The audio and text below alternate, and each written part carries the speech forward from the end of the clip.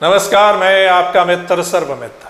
मसला है कि बीजेपी के सांसद अरविंद शर्मा ने मंच पर बैठे सीएम मनोहर लाल खट्टर और दूसरे बड़े नेताओं के सामने ही पोल खोल के रख दी, सिस्टम की पोल खोल दी। अभी 2 दिन पहले ही रोहतक में बीजेपी की एक जनसभा थी। सीएम मनोहर लाल खट्टर भी पहुंचे हुए थे रोहतक को सौगात देने के लिए। लेकिन उससे पहले जब रोहतक के सांसद अरविंद शर्मा बोल रहे थे तो बड़ी बात वो क्या बोल गए, वो पहले आप सुन लीजिए, फिर उस पर बात करते हैं। अब आप देखिएगा, अमृत योजना, रोहतक में अमृत योजना 300 से 350 करोड़ रुपए आया। 3 साल से ऊपर उसका टाइम होगा, 1 साल में वो खत्म होनी चाहिए थी। कौन लोग हैं ऐसे, कौन ऐसे लोग हैं जिन्होंने रोहतक पाड़ करके रख दिया और आज तक उस अमृत योजना का पता नहीं, पैसा कहां गया कहां नहीं। ऊपर ऊपर पैसा आता है और ऊपर इस तरह का ध्यान रखा जाए। मुख्यमंत्री जी, जिस तरह से योगी जी ने प्रोग्राम शुरू किया है, अफसरों का, अपने हमारे जो कार्यकर्ता हैं, हमारे जो लीडर्स हैं, हमारे जो कैंडिडेट्स रहे हैं और भी जो सीनियर लीडर्स हैं, उनकी एक बार ड्यूटी लगा करके जो पैसा आपका आता है वो ठीक तरह से, उसका इस्तेमाल ठीक तरह से हो। तो सुना आपने, वो कह रहे हैं कि केंद्र सरकार का अमृत योजना के तहत जो 300-350 करोड़ रुपए आया रोहतक के लिए, वो कहां गया? वो कब का लग जाना चाहिए था, कहां गया वो पैसा? कौन लोग हैं जिन्होंने रोहतक को पाड़ के रख दिया? वो कह रहे हैं कि ऊपर ऊपर ही वो पैसा कहां गया। अब क्या है कि पिछले तकरीबन 8 साल से तो केंद्र में बीजेपी की सरकार है और तकरीबन 7.5 सालों से हरियाणा में बीजेपी की सरकार है। इसी दौरान ही वो पैसा आया है, तो फिर कहां गया? ऊपर ही ऊपर कहां चला गया? अरविंद शर्मा को यह भी बता देना चाहिए था कि रोहतक को किसने पाड़ के रख दिया। अरविंद शर्मा हरियाणा के सीएम को कह रहे थे कि आप सीएम योगी जैसा कुछ करिए। उनका कहना था कि जो पैसा आता है वो नेताओं की देखरेख में खर्च होना चाहिए। वहीं इसी जनसभा में ही सीएम हरियाणा खट्टर साहब भ्रष्टाचार को लेकर क्या बोले, वो भी सुन लीजिए। जीरो टॉलरेंस फॉर करप्शन, भ्रष्टाचार नहीं सहन करेंगे। अब लोग कहते हैं, आरोप लगाते हैं कि भ्रष्टाचार अब होता है। मेरा मानना है कि भ्रष्टाचार खत्म जीरो तो कभी हुआ नहीं है। टॉलरेंस हमारी जीरो है, लेकिन जीरो भ्रष्टाचार हो जाएगा ये हमने कभी नहीं कहा।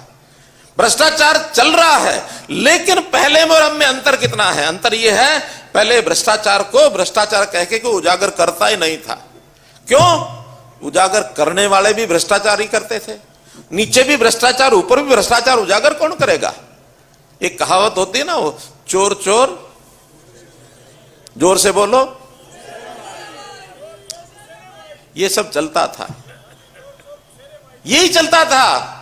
लेकिन आज मैं गारंटी से कह सकता हूं कि हमारी सरकार का कोई व्यक्ति ना भ्रष्टाचार किया है, ना करेगा। करेगा तो उसी दिन फ्री हो जाएगा, उस दिन बाहर हो जाएगा। इसलिए आज हम भ्रष्टाचारियों को पकड़ने में हमको कामयाबी मिल रही है। हमारा वैसा नहीं है कि कोई बुराई को देखो और उसको कालीन के नीचे, दरी के नीचे दबा दो ताकि कोई देखे नहीं। हम जो गंदगी है उसको उभारते हैं, गंदगी को निकालते हैं, उसको दूर करते हैं। शरीर में अगर फोड़ा हो जाए और ठीक ना हो तो उसका ऑपरेशन करना पड़ता है। उसको दबा के रखेंगे तो शरीर को खत्म करेगा। ये भ्रष्टाचार रूपी ये जो कैंसर है, इसको दूर करने के लिए किसी की बलि चढ़ानी पड़ेगी, चढ़ा देंगे। हमने HCS, IAS, IPS इनके खिलाफ भी कार्रवाई की है। आपको समझ आ गया होगा। खट्टर साहब गारंटी दे रहे हैं कि उनकी सरकार में अगर कोई भ्रष्टाचार करेगा तो उसी दिन फ्री हो जाएगा। तो अब उम्मीद करते हैं कि खट्टर साहब अपनी ही पार्टी के सांसद की बात पर गौर करके रोहतक में जो 300-350 करोड़ रुपया आया और वो कहां चला गया, उसकी जांच कराएंगे और भ्रष्टाचार करने वाले को फ्री कर देंगे और बलि चढ़ा देंगे। क्योंकि वो खुद बोल रहे हैं कि भ्रष्टाचार को दूर करने के लिए किसी की भी बलि चढ़ानी पड़े वो चढ़ा देंगे। खट्टर साहब ने एक और अच्छी बात कही है कि बुराई को देखकर उसे दबाना नहीं चाहिए, गंदगी को दूर कर देना चाहिए। शरीर में अगर कोई फोड़ा हो जाए तो ऑपरेशन कर उसको निकाल देना चाहिए, नहीं तो वो शरीर को ख़त्म कर देगा।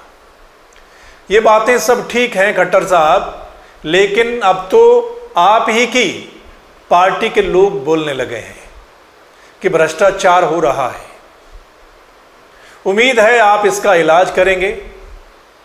खैर, आपको क्या लगता है कि एक ही मंच पर जो दो नेता बोल रहे हैं, यानी जो रोहतक से सांसद हैं बीजेपी के अरविंद शर्मा, जो बोल रहे हैं इतने पैसे के बारे में कि वो कहाँ है, ऊपर ही ऊपर, और उसके बाद जो सीएम हरियाणा बोल रहे हैं भ्रष्टाचार को लेकर, जीरो टॉलरेंस की बात कर रहे हैं, तो आपको क्या लगता है कौन सही कौन गलत, ये आपने बताना है।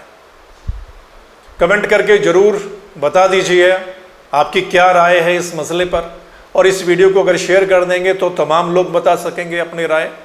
और अगर आप चाहते हैं कि सही मसले पे जो चर्चा है वो आप लोगों तक पहुंचे, तो फिर आपने इस चैनल यानी दा मसला को लाइक, सब्सक्राइब, फॉलो जरूर कर लेना है, ताकि जो हमारी अगली वीडियो होगी, अगला मसला होगा, वो आप सब लोगों तक पहुंच जाए। फिर मिलेंगे अगले मसले के साथ, तब तक के लिए नमस्कार, आदाब, सत श्री अकाल, राम राम।